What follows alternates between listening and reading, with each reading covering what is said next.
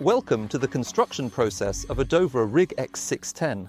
We are just in the middle of the build, and I thought I will take the opportunity to show you the sofa frame, which has, among other things, the ISOFIX mounts for child seats.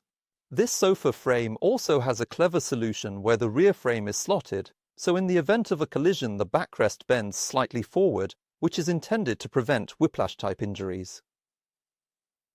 Further down here, we can see our own tank. That's something we've designed and engineered ourselves. It's a rotational molding process used to make this, exactly according to our specifications. How the sofa leg extends down and stabilizes the entire sofa structure underneath the tank. This tank holds 105 liters, and the way we've designed it, you can easily remove the cushion and open here for simple access when cleaning.